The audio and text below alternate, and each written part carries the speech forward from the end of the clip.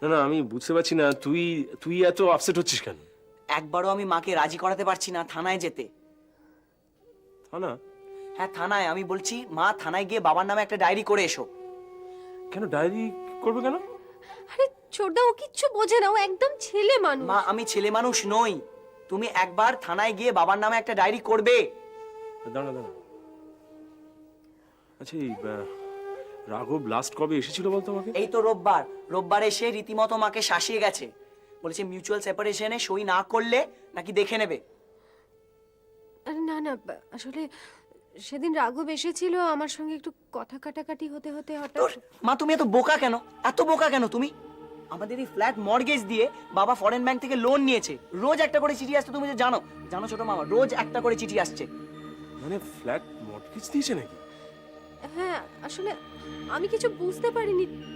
উফ, তুই কি বোকা মেয়ে একটা, মানে তুমিই বলো ছোট মামা, তুমিই বলো। আমি তখন বারবার বলেছিলাম মা সই করো না, কেন সই করছো? কে কার কথা শোনে? ও আচ্ছা আচ্ছা আচ্ছা আচ্ছা, দাঁড়া এক মিনিট। সেই জন্যই বোধহয় ও তোকে ডিভোর্স করার জন্য চাপ দিচ্ছে, যাতে সব দায়টা তোর ঘাড়ে এসে পড়ে। সেটাই তো আমি মাকে বলে বলে রাজি করাতে পারছি না। মা তুমি ডিভোর্সে রাজি হয়েও না। কেন তুই ডিভোর্সে রাজি হয়েছিস নাকি? আমি এইসব ঝামেলা নিয়ে আর পাচ্ছি না। আমি চাইছি কিছু একটা হোক, সমস্ত চুকে বুকে যাক। আমার ছেলেটা 10 দিন ধরে কলেজে যাচ্ছে না, তুই ভাবতে পারিস? কি করে কলেজ যাব আমি? তুই কলেজ কামাই করছিস কেন? তোর সামনে পার্ট 1 পরীক্ষা না? দেখো আমার দ্বারা পড়াশোনা হবে না, সবার দ্বারা পড়াশোনা হয় না। দেখেছিস ছোটদা কিরকম বলে? ও এত ব্রিলিয়েন্ট স্টুডেন্ট, ওর ক্যারিয়ারটা যদি এখন নষ্ট হয়।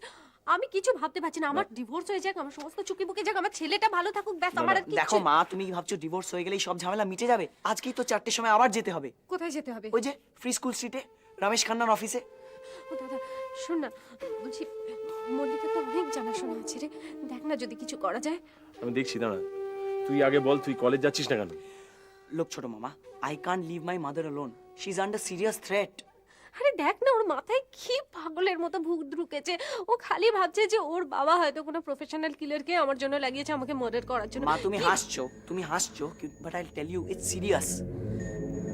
না আমি বুঝতে পারছি না যে তোর মাথায় এইটা কেন আসছে যে তোর মাকে খুন করার জন্য তোর বাবা একজন প্রফেশনাল কিলারকে লাগিয়েছে। It's just my guess. Just guess? মানে গেস মানে I am sure, I am confident.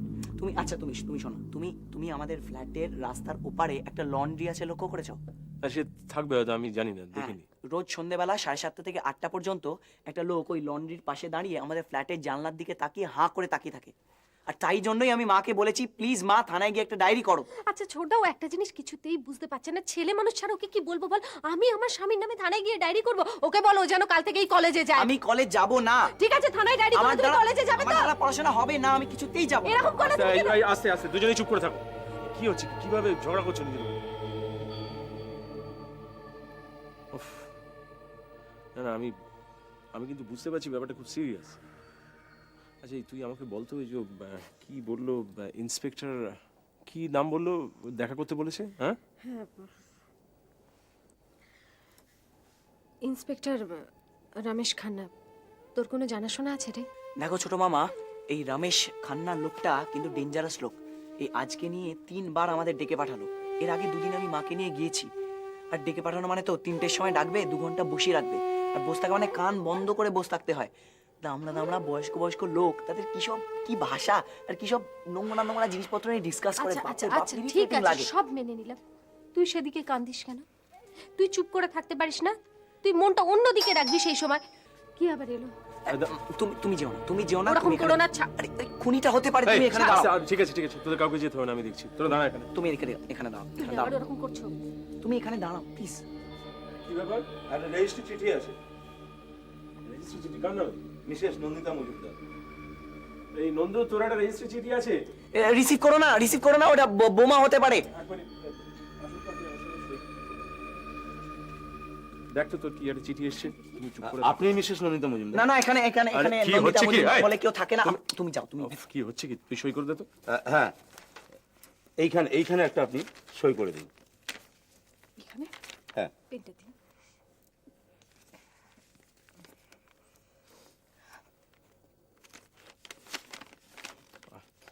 হ্যাঁ ঠিক আছে।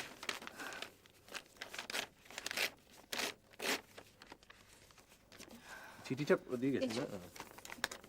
আমি দেখছি। আমার ছেলেটা আবার পাগল হয়ে যাবে না? আমি দেখছি কি হচ্ছে, কি কান্নাকাটি করার কি হলো। না আমার মনে হচ্ছে যে সত্যি তুই একটা মানে একটা ফর্জারির সঙ্গে জড়িয়ে যাচ্ছিস। আসলে কি জানিস, মানে তুই যদি এটার মধ্যে জড়িয়ে যাস, জালিয়াতির মামলা তো মানে সহজে কিন্তু ছাড়া পাবি না। আর এই সমস্ত কেসে তো তুই কাউকে বোঝাতেও পারবি না যে দেখো আমার স্বামী আমাকে বলেছিল, আমি সেই জন্যই সই করে দিয়েছি। আমি বিশ্বাস করব, লোকে বিশ্বাস করবে, কিন্তু এটা কি জানিস, এটা আইন তো এইভাবে বিশ্বাস করে না। এ কথা একটা MA পাশ করা মেয়ে, তুই স্বামী বললে বলে সই করে দিলি। এটা তোর এক ও মাই গড। কি হয়েছে? তো ব্যাংকক থেকে নোটিশ সার্ভ করেছে। হ্যাঁ, ওরা রাঘব নাকি এটা মর্টগেজ রেখে ফ্ল্যাটটা অনেক টাকা ওদের থেকে লোন নিয়েছিল। ওরা বলছে যে এখন এই ফ্ল্যাটটা ওরা 1 মাসের মধ্যে টেক ওভার করবে। 7 দিনের মধ্যে তোকে উঠে যেতে হবে, আর যদি না যাস তাহলে পুলিশ পাঠিয়ে তুলে দেবে। কি হবে এবার? আমি ছেলেটাকে নিয়ে কোথায় যাব? এই এবার আমার কি হবে ছোটদা? না না শোন, এই এবার আমি ছেলেটাকে নিয়ে কোথায় শোন যাব? কান্নাকাটি মামা কি হলো, কি বলেছিলাম? ওই লোকটার কথা বলেছিলাম। আরে তুমি কি চলো, আশ্চর্য। তুমি আমার এই, সঙ্গে চলো, দেখো আমি তোমাকে দেখিয়ে দিচ্ছি। এসো, এসো, তাড়াতাড়ি, এসো।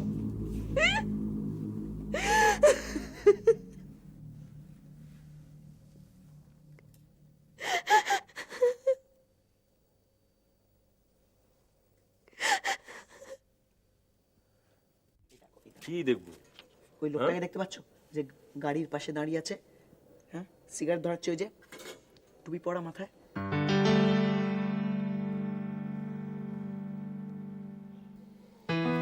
দেখলে মামা, আমি মিথ্যে কথা বলিনি।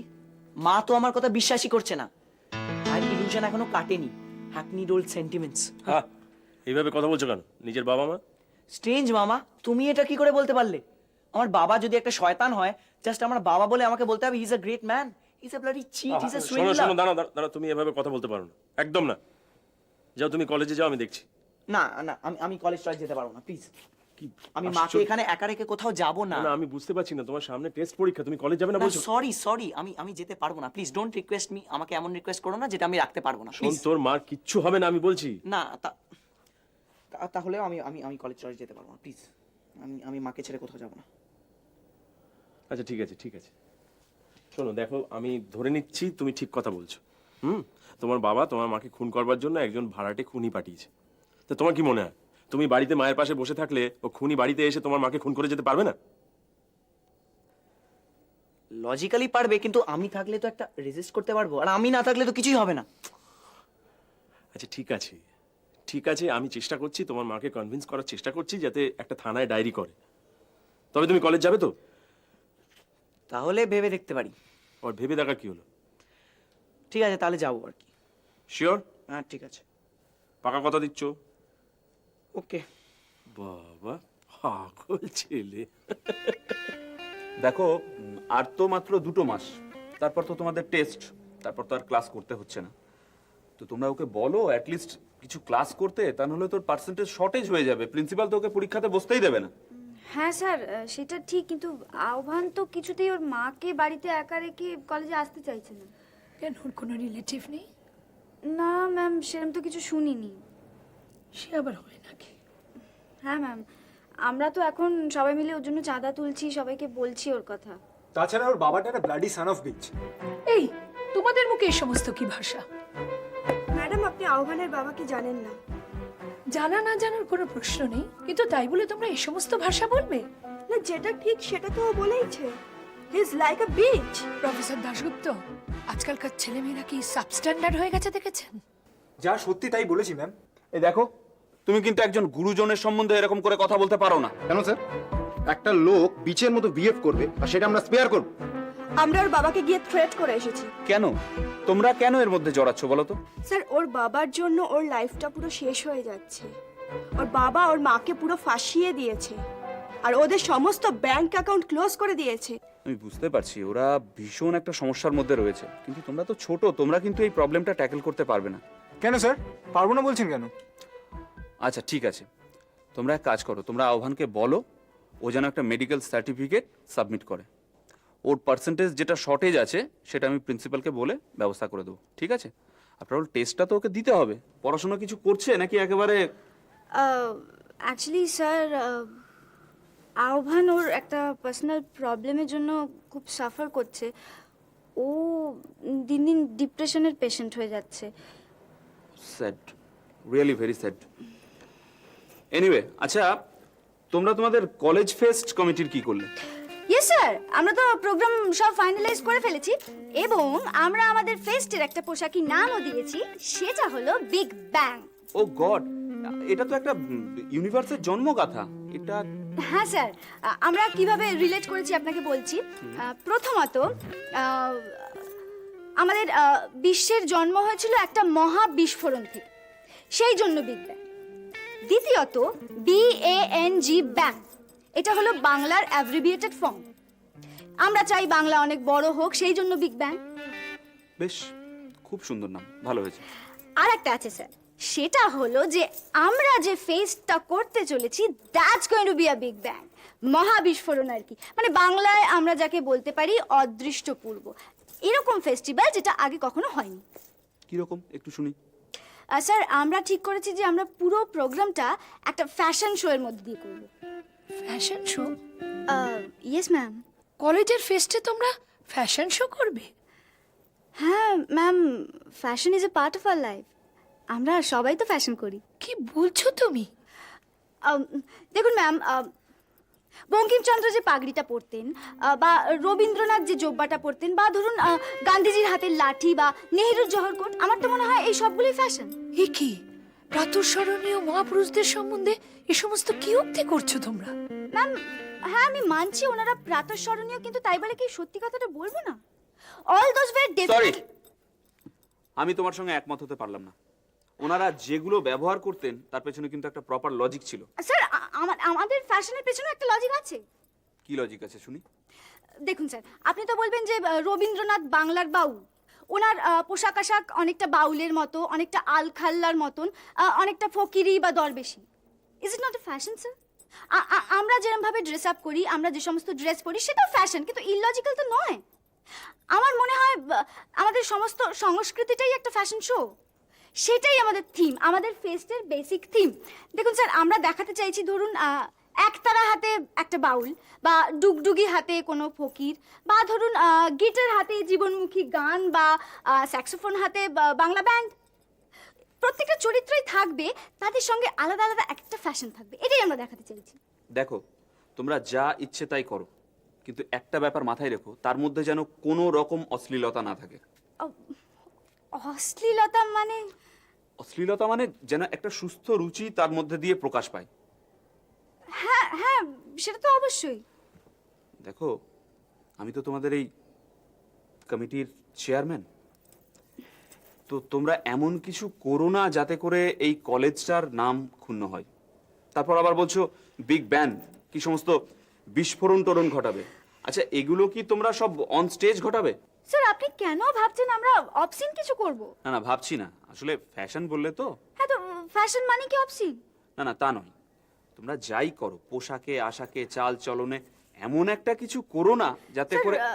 এমন একটা কিছু বলতে আপনি কি বোঝাতে চাইছেন? এমন একটা কিছু বলতে বোঝাতে চাইছি যেটা দৃষ্টিকটু, দেখতে খারাপ দেখায়। সেরকম বললে তো স্যার, কলকাতার রাস্তায় কিছুই দৃষ্টিনন্দন নেই, সবই দৃষ্টিকটু। তো আপনি এখানে দৃষ্টিকটু বলতে ঠিক কি বোঝাতে চাইছেন? শোনো, তর্ক করো না। তোমরা কি প্রোগ্রাম করছো সেটা আগে আমাদের দেখাবে। ইয়েস ম্যাম, আমরা ফাইনাল রিহার্সালের দিন আপনাকে ডেকে একদম দেখিয়ে দেবো। ওকে, আচ্ছা তোমরা যে প্রোগ্রামটা করছো হ্যাঁ। সেটাকে তোমরা ফ্যাশন শো কেন বলছো? ফ্যাশন? স্যার, ফ্যাশন কথাটায় আপনার এত আপত্তি কেন? স্যার দেখুন, কোচা ধুতি, আদির পাঞ্জাবি, বা কাঁধে শান্তিনিকেতনী ব্যাগ, বা ধরুন কোনো বাংলা স্যার ঘাড় বেঁকিয়ে বনলতা সেন এক্সপ্লেন করছে, সেটাও তো ফ্যাশন স্যার। আর এই দেখুন না, তেল না দেয়া বাবুই পাখির বাসার মতন চুল, বা না কাটা ঝোপের মতন দাড়ি, শতরঞ্চি কাটা ফতুয়া পরে চিত্রশিল্পী আক্তার হোসেন ছবি আঁকছেন, সেটাও তো ফ্যাশন। তাহলে ফ্যাশন কথায় আপনার এত আপত্তি কেন? আসলে কি জানো, আজকাল ফ্যাশনের নামে টেলিভিশনে যে সমস্ত জিনিস দেখানো হচ্ছে স্যার আমি বুঝতে পেরেছি আপনি বোধহয় ড্রেস বা ড্রেস কোডের কথা বলছেন। এক্স্যাক্টলি তোমাদের প্রোগ্রামে নিশ্চয়ই তেমন কিছু থাকছে না। কেন স্যার, কেন থাকবে না? সরি, তাহলে কিন্তু আমি পারমিশনটা দিতে পারলাম না। স্যার দেখুন, একটা দৃষ্টিনন্দনের তো ব্যাপার আছে, মানে ভালো লাগার একটা ব্যাপার ওগুলো আছে। দৃষ্টিনন্দন, ওগুলো ভালো লাগে দেখতে? স্যার আপনার ভালো লাগে না? না, আমার তো ভালো লাগেই না, আমার প্রচন্ড অস্বস্তি হয়। কেন sir? Sir please sir, sir দেখুন আমরা আচ্ছা আচ্ছা ঠিক আছে, তোমরা যা করতে চাইছো সেটা আমাকে ডিটেলে জানাও, then I will decide. Okay? Yes sir, thank you sir, thank you ma'am, bye. শুনলেন তো প্রফেসর দাশগুপ্ত, কতখানি নিচে নেমে গেছে ওরা, রুচির কতখানি অধঃপতন ঘটেছে। 1, 2, 1, 2, 3, 4.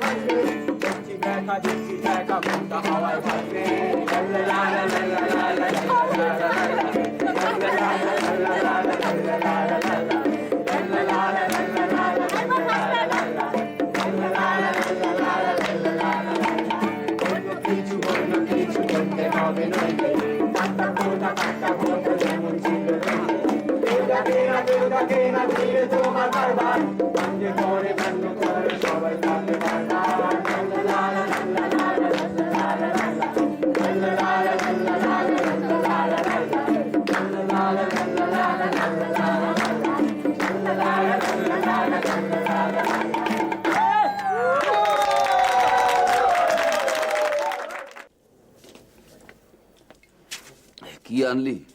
এই সিঙ্গারা কেন বেগুনি? বেগুনি ভাজা হচ্ছে, বলে 15 মিনিট পর আসতে। ও, তো কার দোকান থেকে আনলি এটা? এই বাবলু, একটু মুড়ি হলে ভালো হতো। খাবেন স্যার?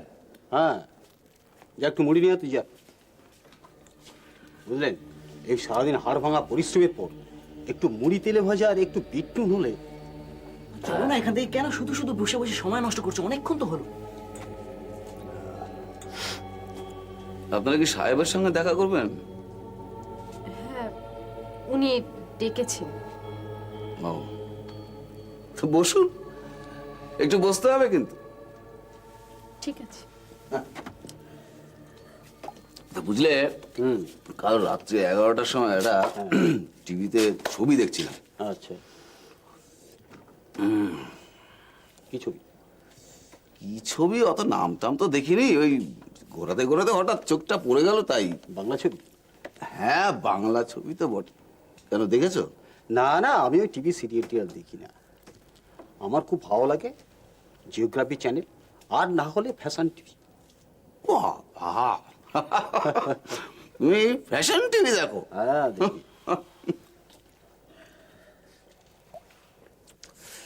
না, আমার বিশেষ টিভি দেখা হয় না, তবে হঠাৎ ঘোরাতে ঘোরাতে হঠাৎ চোখটা পড়ে গেল।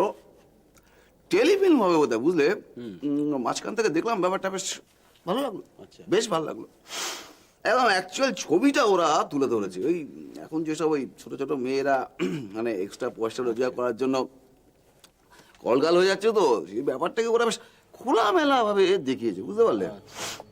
9-10 ক্লাসে পড়ে এরকম মেয়েগুলো সমস্ত কি বলবো, এক্সট্রা পয়সা রোজগার করতে গিয়ে জামা কাপড় খুলে বিছানা শুয়ে পড়ছে। অনেক হয়েছে, ওঠো তো, ওঠো তো, আর ভাল লাগছে না আমার এখানে। অনেকক্ষণ হয়েছে, প্লিজ। কতক্ষণ বসতাম? দে মুড়ি দে। মুড়ি? তার মানে আজকাল বাংলা খুব স্মার্ট হচ্ছে। বাহ, বুঝি তো? হ্যাঁ, আসো। চলো।